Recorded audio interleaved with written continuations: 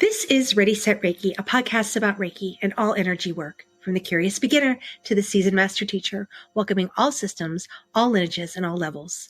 Reiki is a journey and not a destination. And on this Ready, Set, Reiki journey, I refer to myself as a guide rather than a host, as I too am traveling, helping, supporting others, and learning on this Reiki journey as well. And with that said, I am your guide, Tracy C. Wright, and this is Ready, Set, Reiki. Hello, beautiful listeners. Welcome. Another edition of Ready, Set, Reiki. Now, today I have one of my favorite people in the whole wide world. What an amazing journey Reiki has been for me. I never would have imagined 20 years ago, 15 years ago, even 3 years ago, the connections that Reiki has brought into my world. And one of those connections is Rose. So she's going to be my co-guide today on the podcast here. So welcome, Rose, to Ready, Set, Reiki. And along this journey, she's going to introduce someone who's absolutely amazing that she connected with. How wonderful that we have these amazing connections, that we're expanding out our territory here. So Rose, welcome.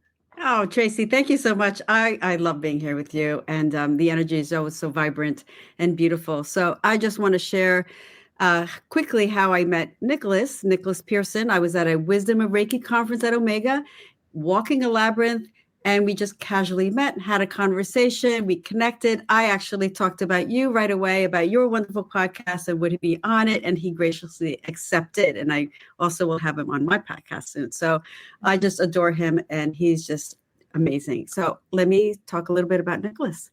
Nicholas Pearson is an award-winning author and Reiki teacher. He began his Reiki journey in 2006 and has trained in traditional styles of Japanese Reiki, including Usui Reiki Ryoho, Jikiden Reiki, I hope I say all these right, and Komyo Reiki Do, as well as traditional and non-traditional forms of Western Reiki like Usui Shiki Ryoho, Usui Tibetan Reiki, Reiki Jinkei Do, Shamanic Reiki, and others. Nicholas is also a certified medical Reiki master and Let Animals Lead animal Reiki practitioner and teacher, and serves on the board of directors of Shelter Animal Reiki Association.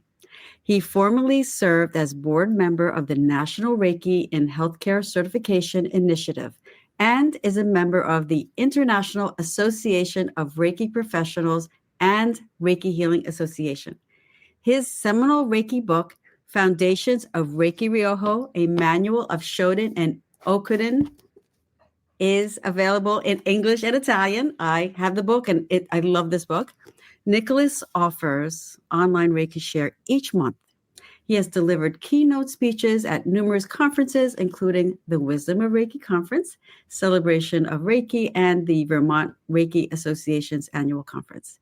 Nicholas offers seminars on crystal healing, Reiki, and flower essence therapy online and worldwide. He is the author of 9 books, and I know he has a new one coming up soon that he will talk about, and he lives in Orlando, Florida. So welcome, Nicholas. All right. Thank you so much for having me. Well, we are so excited to begin this journey with you. What an amazing list of accomplishments. Well done. Thank you so much for all of the things that you are doing for Reiki. It's my pleasure. Reiki is just something that has been a tremendous blessing in my life. And because of that, I'm enthusiastic about it. And so I try to give back and share and teach and just build bridges wherever I can. Beautiful. So let's begin our journey together. So Rose shared with us just a little bit about you. So tell us a little bit about yourself. So I often self-identify first and foremost as a nerd. I love to learn. My love of teaching is an extension of that. My love of writing is an extension of that. So I love the intersection of lots of different things.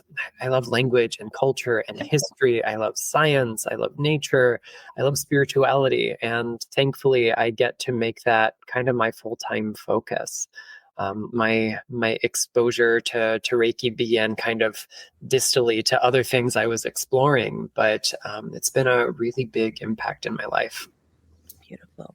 I love how you said like a nerd. I was going to a massage therapist, and he was learning a new technique, and he stopped and he peered over his notes, and I said, don't take this the wrong way, but like you could tell like you're a nerd, like you love it so much that you're just thirsty for it. You can't get enough of it. I love it. So the energy here with Reiki, did you find Reiki or did it find you? I think, oh gosh, I can't remember the source of this quote, but it's something along the lines of what you seek is seeking you. I don't think it's either or. I think it's both and. I began teaching workshops on crystals when I was a senior in high school. I'm not saying that was because I was a genius. I just had opportunity. I certainly didn't have the life experience to really counsel people, but I knew a lot about rocks and I had a lot of personal experience with them. And so kind of being in those spiritual spaces, those metaphysical spaces, I'd heard of Reiki. I had friends who were practitioners and big fans and proponents of it. But it would be a couple more years before I got the opportunity to actually sit down and study. And it's because one of the early venues that I was invited to come and teach at down in Southeast Florida, where I'm from, the owner of the shop was a really avid Reiki practitioner and teacher. And, finally kind of seeing where I was at in my life as a young adult, going away to college, dealing with all of the stresses that come with that, figuring out my life's purpose and mission and identity, which we should not be doing as teenagers, if you ask me. She said, I think Reiki could be a really big help for you. And so we made that happen. And that was in May of 2006. I think July of that same year is when I took second degree. And I have been a perennial Reiki student ever since. It was just this immediate sense of relief. I am an introvert person by nature. I certainly tend to be a little high strung, and Reiki has been just about the only thing I can do without any external help that brings me inordinate relief, immediate relief, and helps me see the light at the end of the tunnel. Beautiful, beautiful. Now, you have studied various systems of Reiki, Western, non-Western. When I started peeking into Reiki in 2006, I just thought it was one thing. And as I started going down the rabbit hole, whoa, how many different systems out there. So what system of Reiki do you use in your own practice? Here's the thing. There is only one Reiki, the energy or the phenomenon, because it doesn't really adhere to our concept of energy from Newtonian physics.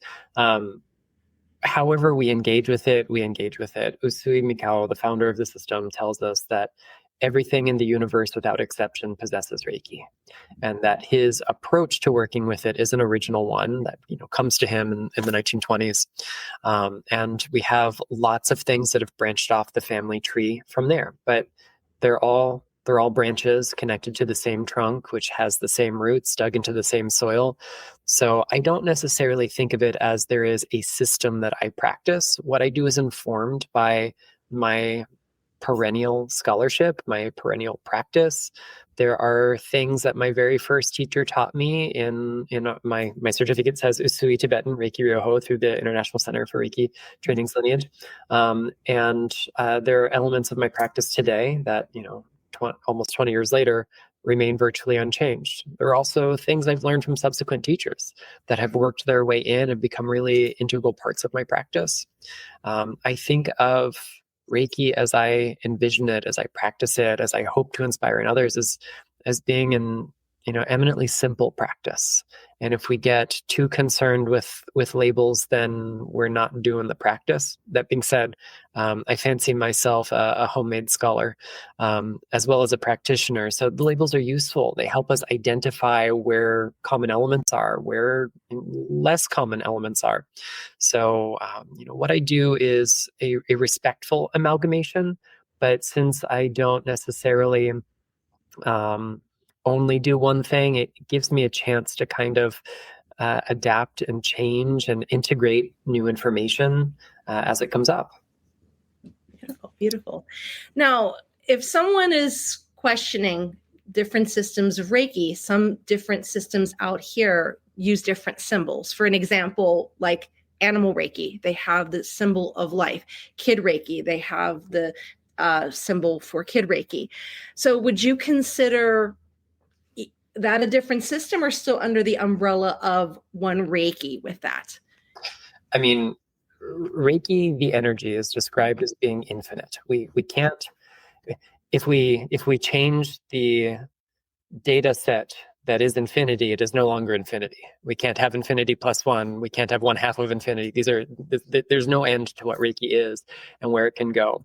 There are different expressions of how we might tap into that. There are different, we'll say, ritual elements in our practice of Reiki that are going to appeal to different lifestyles and appeal to different minds and appeal to different rhetorical goals in our practice. But Reiki, the energy, is Reiki, the energy. And once we get into the kind of philosophical debates about this Reiki is more powerful or this Reiki has more energy, then we're missing the point of what Reiki is. Reiki is about union with the source of everything. And that means there's only one energy that is Reiki. As far as like the addition of different symbols, those are non-traditional elements. Those are things that we can only start tracing to about the 1980s. That doesn't make them good, doesn't make them bad. It just means that they trace to the 1980s going forward. Reiki, as I practice it, looks fairly traditional, at least from the outside, and that's what is meaningful and important to me, and therefore that is what I carry on. But it's like when you go to the grocery store and you go down the ice cream aisle, and there are all these different flavors of ice cream. Maybe I'm reaching for the green tea flavored ice cream. I'm more than happy to sit down at the same table as you, and you can have your Neapolitan or your Rocky Road or whatever you want, because at the end of the day, it's still all ice cream. So that's kind of how I feel about the different systems and approaches to Reiki. We can have different elements, we can do things differently, but we're still connected to the same source, and therefore you're welcome at my table always. Beautiful, beautiful. Thank you for clarifying that. There seems to be, I don't want to say it's a trend, but those that have become masters feel they're called to create their own system. And so for one who's beginning on a journey here, maybe a little bit overwhelming of where do I go, but just the focus of the energy, so to say. So thank you for that. Now, you are also an animal Reiki practitioner of Let Animals Lead. Can you tell us a little bit about Let Animals Lead? Yeah, so I've been an animal lover most of my life. I love nature at large, and that extends to, we'll say, all of its kingdoms: animal, plant, mineral, and so on and so forth. And some years ago, I just kind of happened to befriend a couple of folks from the Let Animals Lead method at a conference in Vermont. I was the keynote speaker, one of two, for the Vermont Reiki Association that year, and I had a wonderful time attending everybody else's panels and seeing what was going on. And the animal Reiki panel really, even though it wasn't a focus in my practice, it was something that really spoke to me. And so over the years, we just kind of got friendlier. And I took the first degree in that tradition. I got to hang out and spend some time with the founder of the Let Animals Lead method, Kathleen Prasad, and also Leah D'Ambrosio. The two of them together co-founded the Shelter Animal Reiki Association. And whenever they come here to Central Florida to teach at the Care Foundation, which is an exotic animal rescue and sanctuary here in Central Florida, I get to go along either as a student or as a participant or observer. And it's just amazing seeing how well animals respond to Reiki. The way we practice with the Let Animals Lead method is kind of approaching Reiki through the lens of its Japanese origins, or its Japanese inflected origins. We might talk about the scholarship on that a little bit later, but and really frame what we do as a practice of mindfulness with animals rather than as energy medicine done to animals. So we view them as equal partners, equal teachers, participants, leaders in the practice. We only ever initiate touch. We only ever practice touch when animals initiate it, rather. And it's just this really affirming way to work with Reiki. And there are a lot of elements from this that I've been able to take into other places. When I had a friend nearing the end of her life from a terminal cancer, my animal Reiki training was really pivotal in that moment. just because there's only so much you can do, right? You can't give a full treatment when someone is hooked up to a million different machines, and when you just want to prioritize comfort. So it's learning to be really present. And when we are that aware and that in the moment, we become these beacons of Reiki. So it's not even necessarily what we do with our hands or our eyes or our breath. It's how and where we place our heart, our minds in relationship to the animals, to our loved ones, to the earth at large. And it's really opened the door for me to experience Reiki as this numinous presence rather than just as an energy we channel. Beautiful. And what wonderful energy too. I have 6 Cavalier King Charles, and they're all underneath me here next. So they're just sucking up all of this wonderful, beautiful energy. So as you've been out working with their energy since 2006, what are some of the common misconceptions you find that people think about Reiki? Well, actually, one that you mentioned right off the bat was one that got me early on, which is that we kind of assume as beginners that it all looks the same, that my Reiki training looks like yours, because we don't know any better in the beginning, probably. And that is a blessing and a curse. It can give us the blessing of assuming we can just fit in anywhere, and really we ought to, but human nature does some funny things from time to time. I think some other ones that are really widespread can relate to facets of Reiki history and the kind of developing scholarship. I know you recently interviewed Justin Stein. I'm such a big fan of his work and have been for a while. And his book is just so impressive. Alternate Currents. Highly recommend that. But one of the biggest myths that I see that we're kind of working hard to break down on a really widespread level is that myth of Japanese essentialism, that Reiki is essentially and purely a Japanese practice. I think it is uniquely Japanese in the way that Japanese culture synthesizes things from different places and puts its own spin on it and makes it unique from that point onwards. But we've got really hard evidence of this transnational exchange of bringing in ideas and practices from so-called Western Europe and North America. And we see this really interesting way of synthesizing that in Reiki. And currently, a big part of my research that I'm working on right now is looking at the actual practices in Reiki and how they have evolved over time, the kind of ritual structure of things that we do in the system of Reiki. And absolutely, there are roots that are inherently Japanese. To a lot of these, but also there are some that very clearly come from publications written by American folks and European folks. So it's interesting to see how all of that kind of gets woven together in our broader tapestry. I think another really big myth that I'd love to see kind of fizzle out one day is this idea that we place so much importance on the title of Reiki Master. I seldom use that word for myself, except for when it's the word my audience is going to understand best, because at the end of the day, clear communication is the most important thing that we can kind of lean on. But I just remember my first teacher, Patricia Williams, really focusing on practice, and practice came first. And she would identify as a Reiki practitioner first and foremost, or at least that's how it kind of struck out in my mind. And I remember being a relatively newly initiated Reiki master. I was in Japan in 2009, and I received my first Reiki master initiation in Inaricho, in a Buddhist temple in Tokyo, with an international Reiki group there. And that was Usui Shiki Ryoho, Takata lineage Reiki, which I received the initiation for in Japan, and I received my very conservative, unchanged Japanese style initiations in Central Florida, because I do everything backwards, it seems.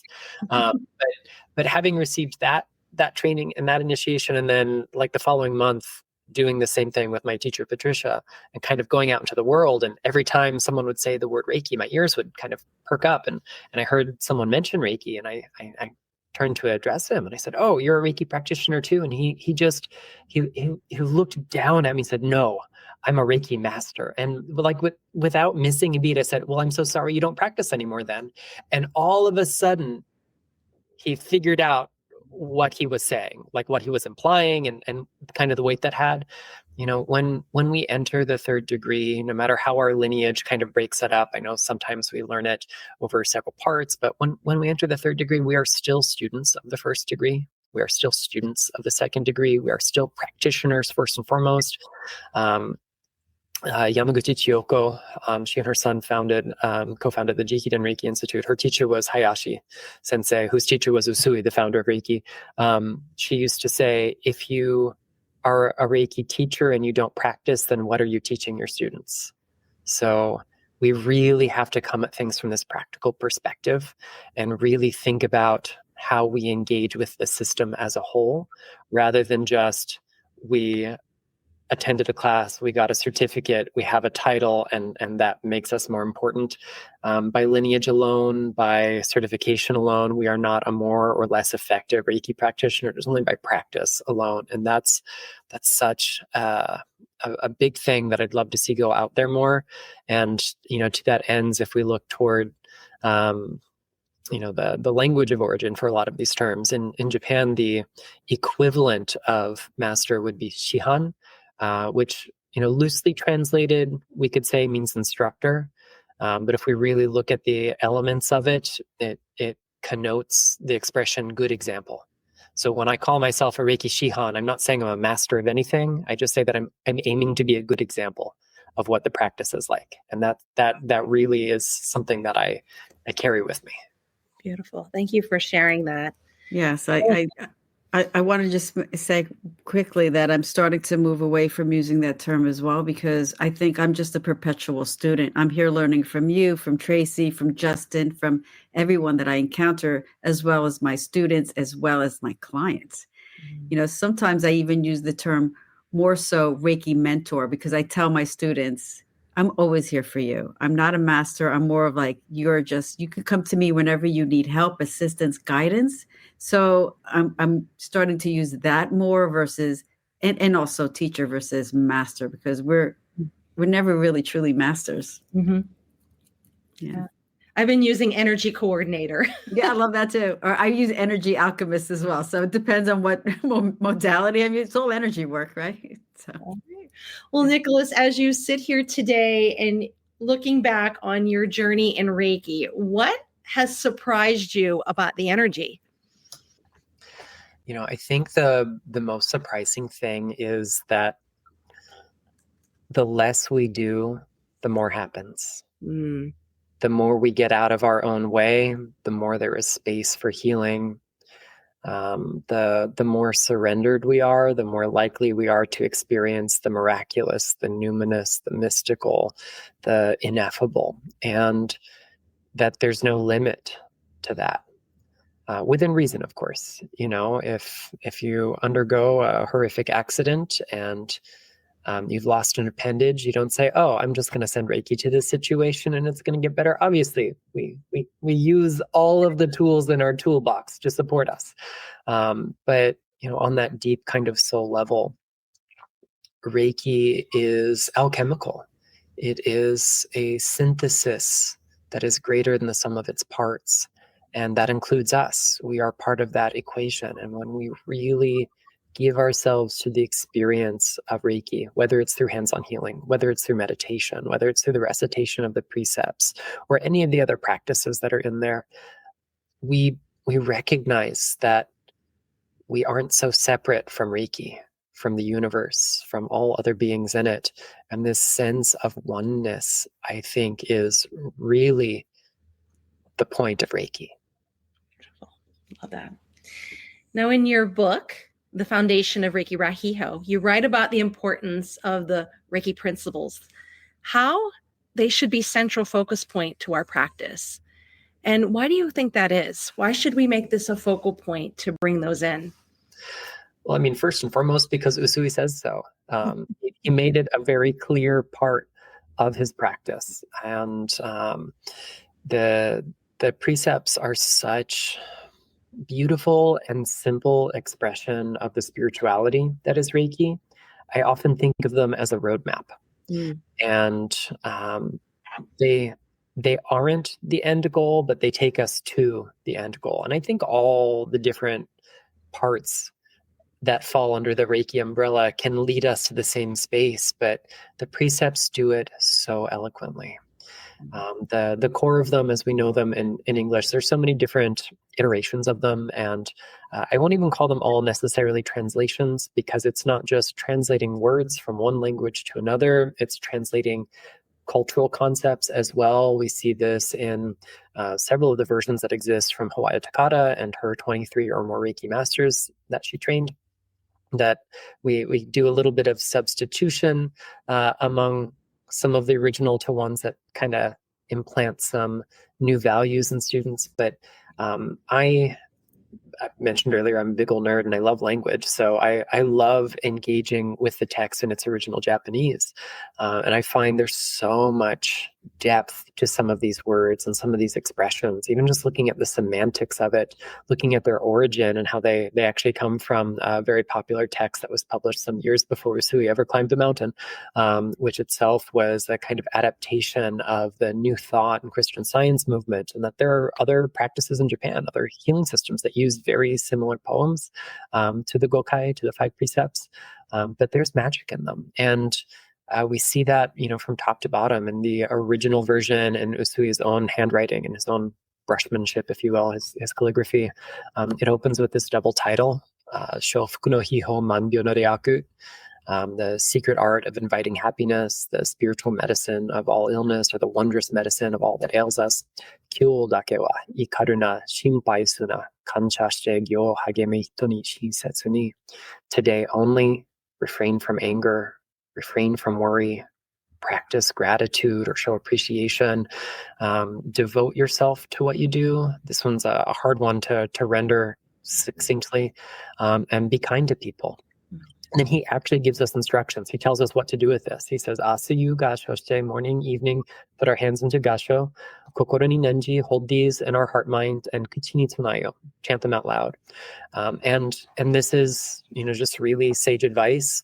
And I think there's something hidden in this. There is an ahistoric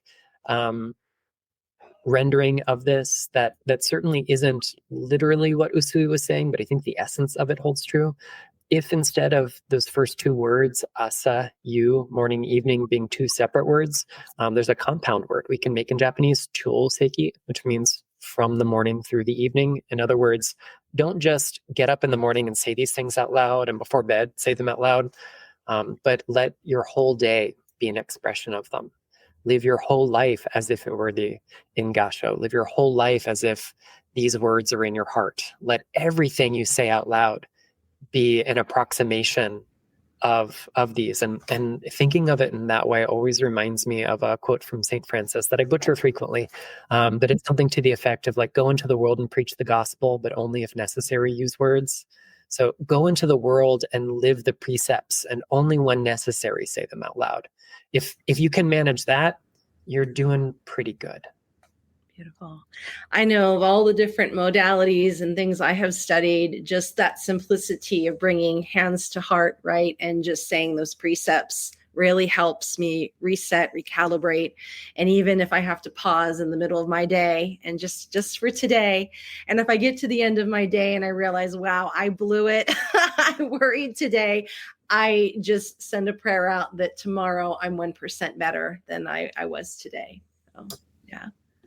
I love that. And a lot of people always refer to the 4 noble truths out there, but we really should start marketing these precepts a little bit more, so that more of the world will recognize that there's other, things that we need to live by, other words to live by, or practices. Yeah, and they're so simple that they're available to us. Kyo dake wa, today only, just invites us to do this for right here, right now. It's not forever and always, never get angry again, never have another worry. If that was what the expression was in Reiki, I would have taken a look at the manual and said, this isn't possible. So clearly this isn't for me. I may as well not bother, because I'm going to fall short. But in the inherent humanness that we see embedded in Reiki, embodied in our practice, makes it available, makes it accessible. It's not become this perfect, idealized version of a human, and then you can achieve healing. It's, let's just try. Let's just, in this moment, look at what anger is telling us. Look at what worry is telling us. Look at where we can show appreciation. Look at where maybe we're less committed to our life, our practice, our journey. And where can we be more kind? And if we can do that and it's incrementally better, we're succeeding. Beautiful. Yeah. I love weaving the precepts into teaching yoga because it's in that moment, exactly what you said. How can we be in the awareness of the now and not thinking too far ahead or reminiscing of the past? Because when we're in that stillness, some people, it's a challenge sometimes. Our mind wanders, but we want to make friends with that ego, right? We want to make friends and not be triggered. So bringing those precepts in are really instrumental. And I know when I began my journey, I studied Reiki Rahio, and it was a 21 day. And we had to do the precepts over 21 days. And that 21 days, I met back with my teacher to get my certificate. And I thought, oh, I don't have to do this. And now as I've gone through, I'm like, yeah, I really have to bring this in, really make it a part of life.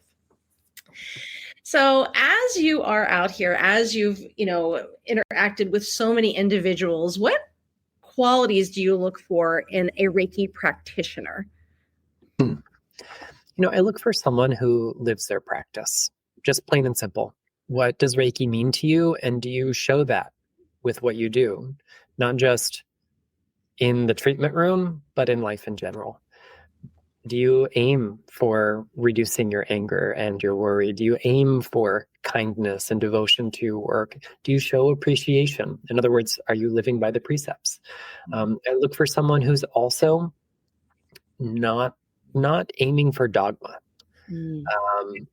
There, for a long time, we had a version of Reiki's history and development, and that splintered. It didn't take long, but it did splinter. And as it did, you start to see people who got one version of that story and are unwilling to hear any other version of any other story, that are not willing to look at evidence, that are not willing to move the benchmark as new data comes out and helps us establish maybe some new parameters, some new evidence that gives us insight into the founder and his story and other key players in Reiki history. I look for someone who's willing to admit that they're wrong, or willing to admit that they don't know something. I think this applies not only to practitioners, but especially to teachers. That being said, I have this thing that I started a few years back where I intentionally, once every year or so, enroll in a class that looks so different from my own Reiki practice. And it causes me to do a few things. One, to suspend disbelief, because I want to be really present and get the most out of the class. I can't be going, well, actually, we know better. Or, such and such publication from 1928 actually says this. Like, that's not useful. So I have to check my own baggage at the door. And it gives me the opportunity to be a beginner again. And that kind of flexibility is super helpful. So, I do like to look for people who do things differently than me, because we can all learn from one another. We can all enrich one another's experience of Reiki. And because of that, I will never stop training. Doesn't matter how long I've been teaching, I will remain a first degree student and a second degree student and a third degree student, and so on and so forth. Beautiful. So could I just ask a really quick question? It may not be a quick answer, but you studied in Japan. Not everyone does that. So that's a big, you're saying, you've studied with, you take different classes, but what encouraged you to do that? And if you said it earlier, I'm sorry, I may have missed it, or maybe in the past, but what motivated you to go to Japan and learn there first? Yeah, so I would say Reiki was a big part of that. There were a lot of things, some of them very selfish and personal, and some of them, we'll say, more noble. I definitely wanted to visit Reiki's birthplace. We spent a day in retreat on Kurama Mountain. If I could go back in time and spend all 3 weeks that I had on Kurama, I probably would have. Spent quite a lot of time at Saihoji, where Usuru's memorial stone is, where his family grave is. So part of the personal motivations, my then partner was teaching English in Japan and had moved over there to teach about 9 months prior. So that's a long time to spend apart. And then I have always, since a very early age, felt quite a strong connection to Japan and its culture. When my father was about college aged, his family took a massive trip through lots of East Asia, mostly in China and Japan. And so my grandparents' house was filled with memorabilia from this, beautiful carved tables and chairs from China, and cast iron teapots, statues of Buddhas and Bodhisattvas, although they were, good Catholics, I'd say. Maybe not the most regular at attending any kind of church, but they kind of had that Catholic sensibility. They still really loved the culture of East Asia at large. And so, I grew up around these things with people who didn't know enough about them except to tell me where they found them or stories of this trip. And so I don't know if it was the aesthetics. I don't know if it was the beauty. I don't know what first drew me into loving Japan more than any other culture and nation represented in their collection. It was Japan specifically. And then when the opportunity presented itself, so I could go in 2009, I jumped at the chance, and it was marvelous. We packed a lot into 3 weeks. I've had some Japanese people tell me that I have done more sightseeing in Japan in 21 days than some people do their whole lives. And that's what traveling with my friend Richard is like. You do a lot. So I'm grateful, but I'd love to go back. And I've just never quite made that happen yet. All right. Well, you need to do a retreat, and Tracy and I maybe we'll come along. You have a couple of retreats I want to go on. I'm sure that you'll do them well. But anyway, thank you for answering that question. Beautiful. So as you're watching Reiki change and shift, social media has really changed it. It's become really very much mainstream. What are some red flags for someone who is like, yes, I want to start doing Reiki? What are some red flags to watch for when you're choosing a teacher? Do you have any advice or kind of things to maybe do a little bit more research before you move ahead with someone who does that? A big one, and I'm going to be repeating myself here, but someone who doesn't practice. If someone's whole model in Reiki is teaching others, and the only hands-on time they're getting is maybe in those classes, I would reconsider. It doesn't mean they have to be a professional Reiki practitioner who are seeing clients sun up to sundown. I am not that person. It's complicated to do that in the state where I live as well. But do they practice for themselves? Do they practice for loved ones? Do they, practice as folk medicine? Do they have a long distance practice? Do they have an in-person practice? Whatever it can look like, just as long as they're doing that. Also, someone who doesn't offer any kind of ongoing community support. Do you take the class and you never hear from them again? Because that's not really, I think, an effective teacher. I really love that Rose said she identifies a lot with the term Reiki mentor. And this reminds me of a talk that Phyllis Furumoto, the granddaughter of Hawaii Takata and former lineage bearer in the Usui Shiki Ryoho, the kind of Reiki Alliance lineage, she talked about these 5 facets of mastery. And it includes a lot of different mantles that we wear. So student is one of them. Lineage bearer and tradition keeper, these are facets of them, but also mentor is one of them, which shows us that what we do is more than just in the classroom setting, which is what the teaching part is, but extends to life in general. Maybe that is just by being available to answer a phone call or an email. Maybe it's offering an in-person or remote Reiki share or Reiki circle, whether it's just for students or open to the public. Finding ways that they make space for people to continue to develop and practice. And then, my other red flag is basically when people are like, it's my way or the highway. Um, and and I mean that very respectfully, because there are certainly forms of practice that have, we'll say, rigid guardrails on them. And to engage with that practice, that system, it's only within these guidelines. To learn that lineage, you have to be within those guidelines. That's certainly fine. But someone who doesn't like if you go to study with other teachers, or someone who doesn't like that you have a background in other systems of Reiki, or someone who doesn't like that you already practice aromatherapy, or any other elements, those those are things that always make me go and the flip side is also true, because everything's a spectrum. People who have like no guardrails on anything, who don't disclose what is a Reiki practice and what is not. I have absolutely had the experience where I've given a Reiki session and someone has gotten off the table, and we're checking in afterwards, and you're like, how are we feeling? Oh, it's really good. How was the session for you? It was nice, but I don't think you learned everything.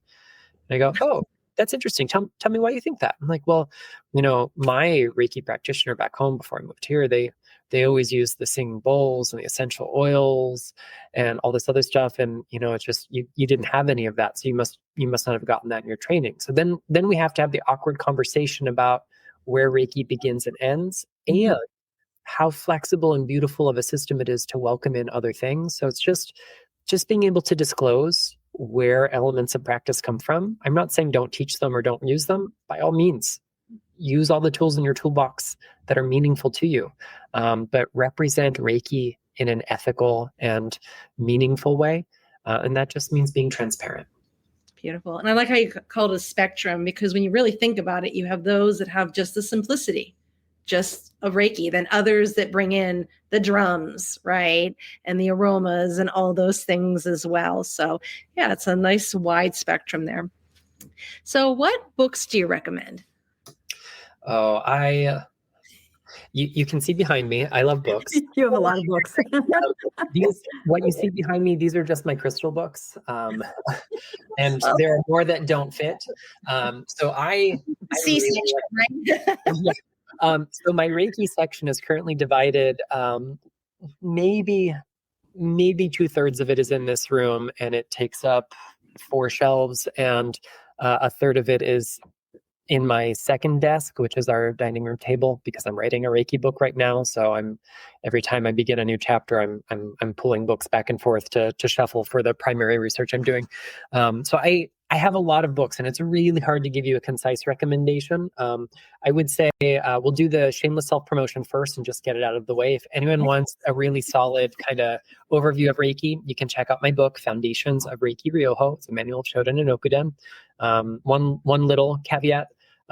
New scholarship has come out since this was published. So of course, books are a snapshot in time. Just, take some of what's in there with a grain of salt, and then go read some of the books I'm about to recommend to you. One of them being Women in Reiki by Amanda Jane and Silke Clayman. It's a really wonderful, beautiful, moving book, the first of its kind to really do these kind of very expressive monographs on important figures in Reiki history, some very well known, like Hawayo Takada, and some much less well known, like Hayashi Chie, the wife of Hayashi Sensei, who took over his institute when he passed away. It's also got these beautiful interviews with 9 women practitioners in the Jikiden Reiki Institute, and just seeing how, as women, they carry so many different roles in their lives, and seeing how that impacts Reiki and vice versa is, I think it should be required reading for all people, all lineages, all styles. Of course, I've already mentioned Alternate Currents by Justin Stein. It is such a great read. Unlike a lot of books that are published via the kind of academic publishing model, it is very readable. It is a beautiful narrative. It's so engaging. I'm on my 3rd read through of it, and this time I'm kind of going through all of the footnotes. And every time I find an interesting footnote, then I'm referring back to the core text, because there's a lot of stuff that's hidden in there. Olaf Bohm's new book, Reiki: A Journey to Oneness with the Universe, which is this brilliant collection of early documents connected to Reiki, early publications of the Usui Reiki Hogakai, Usui's original foundation, where we're looking at some texts that are in there that are discussions of Reiki, of Usui, postcards, and commemorative texts and other publications that came out in that era. And it's full of all these juicy little tidbits. You have to like really digest and come back to it to read between the lines, because there's a lot of subtext in there. I also really love Frank Arjava-Petter's This is Reiki. All of his books are really wonderful. I think that is the one I go back to over and over again. I've had the joy of studying with Arjava, and that was quite a wonderful experience. It is not every day that you enroll in a first and second degree course that is 40 hours long. And that's what it is like with Arjava, and I think it's great. And then I think an underappreciated gem is a book originally published in 2014 in Japanese called Gendai Reikiho. It is a follow-up to Hiroshi Doi's first book, Iyashi no Gendai Reikiho, A Modern Reiki Method of Healing. So this second book, it's one of several that he's published in Japanese, was recently translated by Rika Sarahashi, who is a Gendai Reikiho teacher, and she is multilingual. So she's translated this work from Japanese into English. I think she may have also produced a Spanish translation, if memory serves. And we just got a revised edition of it fairly recently. Also, I think a really valuable text to us. Still kind of a snapshot in time. I think there's a little bit of historical data in there that we can question just because we've got more stuff coming out. But I think it's a really good complement to his first book, Iyashi no Gendai Reikiho, which the ICRT produced a second revised and expanded edition, which is also a really valuable resource. Beautiful. Thank you for that. Just seeing you light up when you talk about books, I love it. It's like so contagious. Like I just want to go out and buy single thing that you recommended. I mean, I wrote them all down. I know, it's like the energy. I love it. I love it. Thank you for that. So what other things do you offer? Do you offer classes, sessions, events, trainings? All of the above. I do a lot. I wear a lot of hats in my life, some related to this, a lot of them not. So finding that balance can be a challenge. As far as community support goes, I offer a free online Reiki share each month. I have my next one coming up pretty soon, I think somewhere around mid-August. And except for when I'm traveling, I try to keep that a constant so that it is always happening. Any money raised from it either supports just the cost of the platform, and any overage goes to various, mostly Reiki related causes. I've used some of that money to raise money for some medical Reiki research and for animal Reiki organizations and similar situations. I do offer Reiki training. I don't get to do it as much as I would like because I have a lot of things that I do with my life, but I do have one coming up pretty soon in September up in Massachusetts. I'm going to be doing a 3-day intensive Reiki Master Teacher training or Shinkiden training at Circles of Wisdom, and I'll have more of those throughout the year. I'm also busy when it comes to teaching other things. I teach about crystals and flower essence therapy and other esoteric topics quite regularly. I speak at conferences both online and in person. And so I've got some more great things planned, particularly with the launch of my next book coming very soon. I'm going to have some special events coming up in tandem with that. Cool. So where can we find you? Website, social media? Absolutely. Thank you for asking. So my website is theluminouspearl.com, and my social media is theluminouspearl. So you can track me down in most places like that. Facebook, Instagram. Instagram is definitely where I'm the most active. I do at least once a week on a good week. I'll do live Q&A sessions where I might mix in some storytelling and some show and tell, new rocks, new books, new other things. And, it's another way that I try to offer community support. But, if anyone is interested in what I do, everything that I do should be in one place on my website, at least after I get it updated each month. And then I also put out a newsletter once or twice a month, which you can sign up for on the website. Beautiful. Well, thank you, Nicholas, so much. This ends the first part of our journey, and I'm going to guide you off to Rose, who has some questions for you from social media. Right. And I just want to say I recently took a workshop with Nicholas. It was about crystals and quartz in particular, and it was fascinating. And so I want to segue into a question around integrating crystals in a Reiki practice. And I know, we talked about people doing sound bowls and drumming and integrating other things into the practice. But since I love crystals, and I know you do too, Nicholas, since you are a mineralist and have written many wonderful books on crystals, how can someone maybe really simply integrate some crystals into their, it doesn't even have to be their Reiki practice, even their life, but since we are a Reiki podcast, we'll do that. Yeah, thank you. So, I like to start my orientation to the practice through the kind of historical lens. And we have some anecdotes. I've never been able to find very firm evidence to confirm them, but they seem to come through reputable channels that tell us that Usui used to give reiju, like initiations or attunements, to clear quartz spheres that he could then send off to people who wanted to use them in lieu of visiting a practitioner regularly because they didn't have access to one. And you could lay this Reikiified crystal wherever you needed that.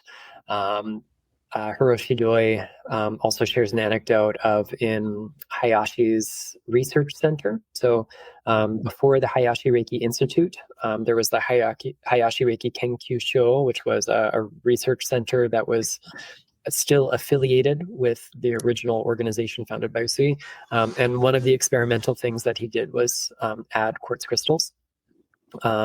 We don't know that it necessarily lasted very long. I don't think there's any record of Takata having experienced this, and she certainly worked in that clinic quite a lot.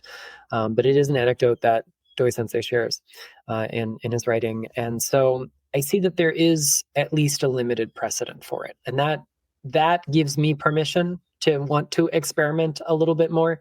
But I will say that my average Reiki session is pretty basic. But if you come visit me, you are also surrounded by crystal energy. I mean, right here on my desk, I can lift up, just a few rocks that keep me company at all times. If there's a horizontal surface in this office, there are rocks on it.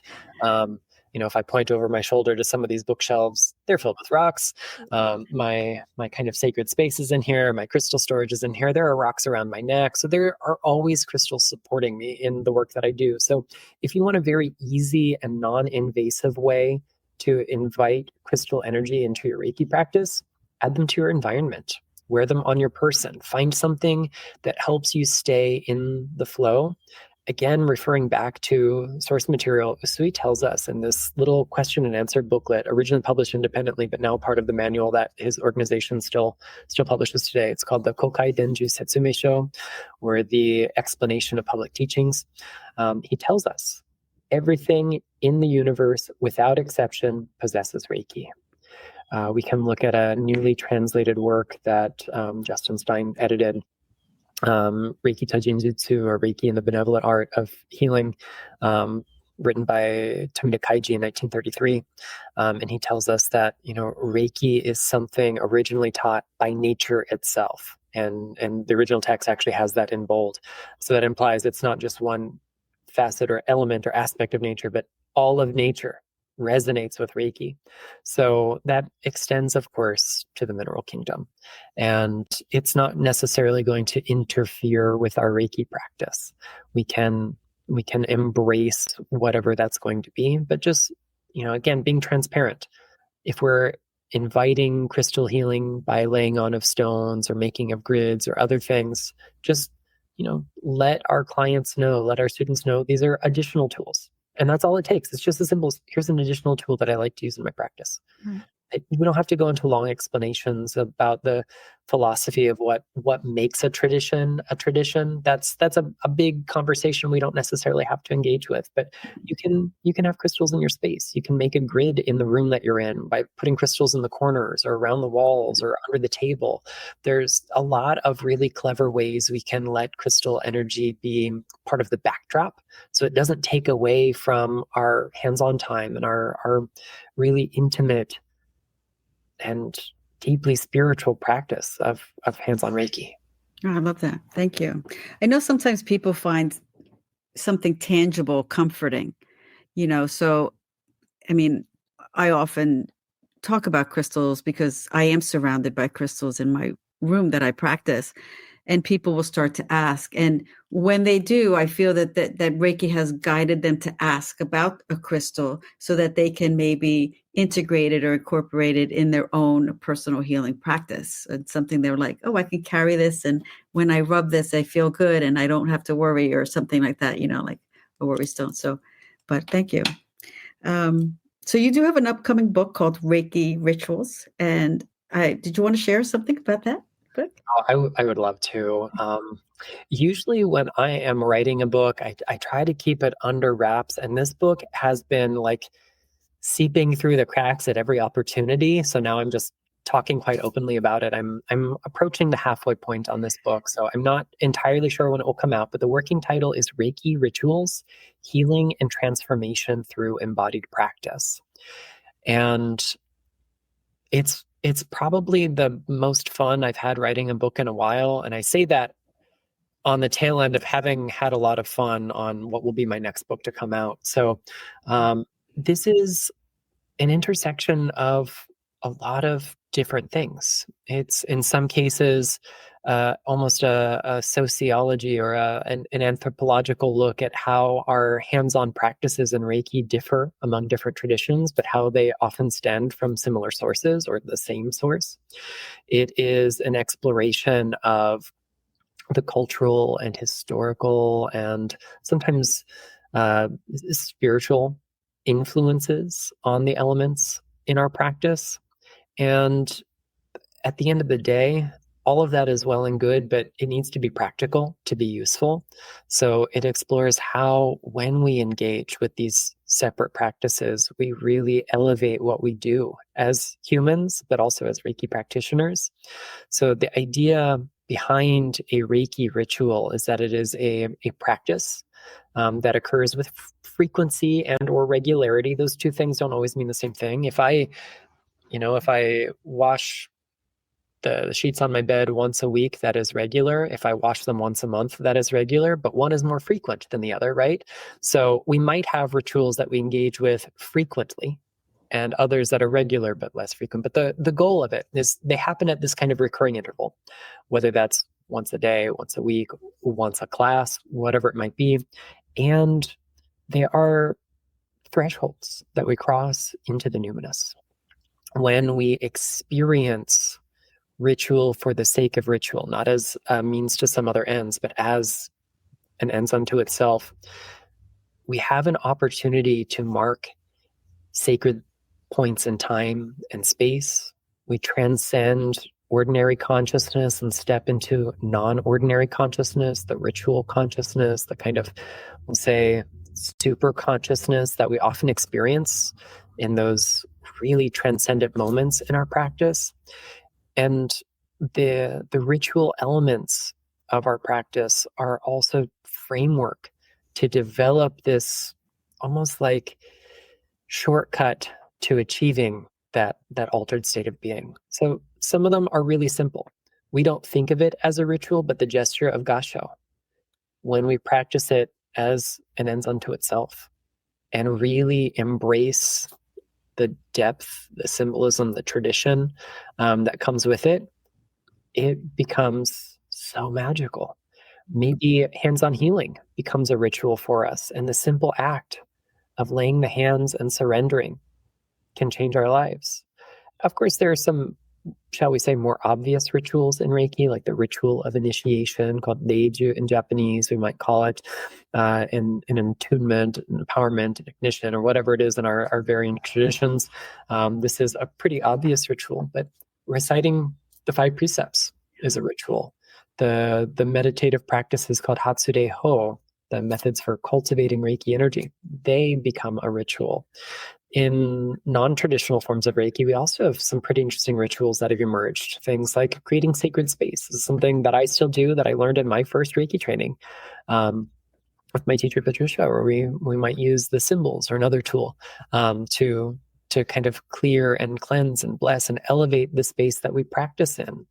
And when we start to examine how these things evolve, how they might be related to one another, how different traditions might embrace the same concept but with different actions, we also start to notice something else. So one of the ulterior motives I have for the book, I'll be real transparent, I do have ulterior motives.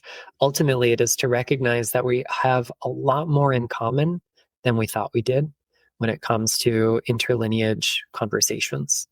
Just because the external morphology, the shape of our rituals looks different at a distance, the heart and soul of them is one and the same. And when we recognize that innate oneness, when we see that we're all branches on one common tree, fed by the same roots, then it's so much easier to want to build bridges, to want to exchange our practices, to learn from one another, to uplift one another. I don't believe in competition in Reiki.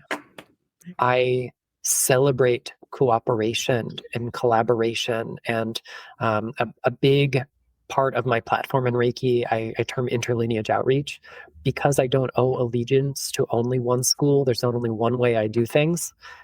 I get to be a rebel and break some rules from time to time and have open conversations with people. And that's why I love to learn from folks whose practices look different to mine, because it helps keep that conversation going.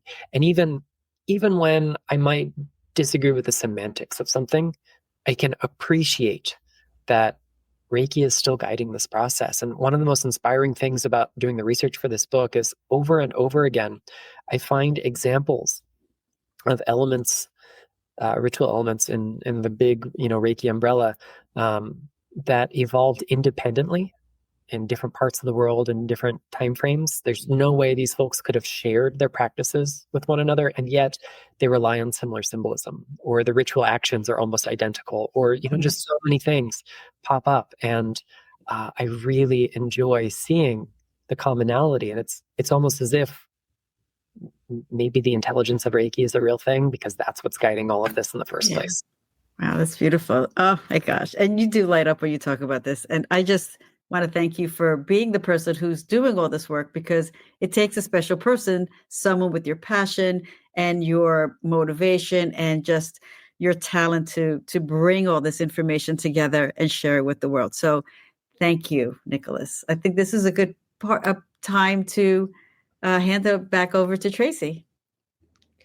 All right, Nicholas, as we've been talking, is there anything else that you want to share or something you might have forgotten? The floor is yours. Thank you. I think the only thing worth ending on is gratitude. Thank you both for sharing this platform, this space, your time and energy with me. To all of the listeners, thank you for spending your time with me as well. If anyone is interested in reaching out or learning more about my work, I definitely invite you to do so. And I look forward to sharing the Reiki space with any and all of you again soon. Thank you. And Rose, do you want to let listeners know where they can find you? Sure. You can find me at rosewhippich.com. I'm also on Instagram at rosewhippich.